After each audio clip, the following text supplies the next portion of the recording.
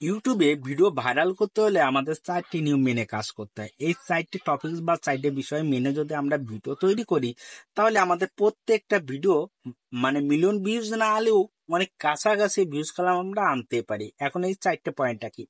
এই 4টে পয়েন্টের প্রথম বিষয় হচ্ছে যে আমাদের ট্রেন্ডিং বিষয়, মানে বর্তমানে যে বিষয়টা আমাদের চলতেছে। হ্যাঁ, বর্তমানে দর্শক কোন বিষয় নিয়ে সার্চ করতেছে সেই বিষয় নিয়ে আপনার ভিডিও তৈরি করতে হবে।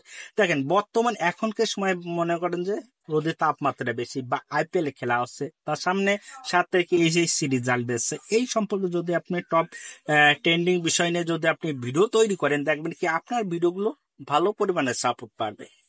এবার দেওয়া আছে যে আপনার যখন ভিডিওর মানে ট্রেন্ডিং বিষয় নিয়ে ভিডিও তৈরি করছেন, হ্যাঁ, এই ট্রেন্ডিং বিষয়ের সাথে সাথে যদি আপনি কিছু ওই ট্রেন্ডিং বিষয়ের যদি শর্ট ভিডিও তৈরি করেন, যদি ট্রেন্ডিং বিষয়ের সাথে যদি আপনি শর্ট ভিডিও তৈরি করেন, তাহলে দেখবেন কি আপনার চ্যানেলে ভিউজ আসবে। কেন?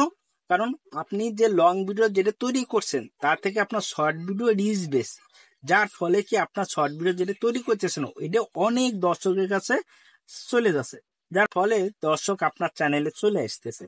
তা আপনাকে, আপনি যে ক্যাটাগরি ভিডিও তৈরি করুন বা যে ক্যাটাগরিতে আপনি ভিডিও তৈরি করুন না কেন ভাই, আপনি যে টপিক্সে ভিডিওটা তৈরি করতেছেন ওই টপিক্সটা যাতে আপনার লং হয় এবং শর্ট হয়। যদি লং এবং শর্ট এবং ট্রেন্ডিং এই 3টে বিষয় যদি মিশ্রিত হয়ে যদি আপনি ভিডিও তৈরি করেন, তাহলে 100% আপনার ভিডিওগুলো ভালো পরিমাণে সাপোর্ট আসবে।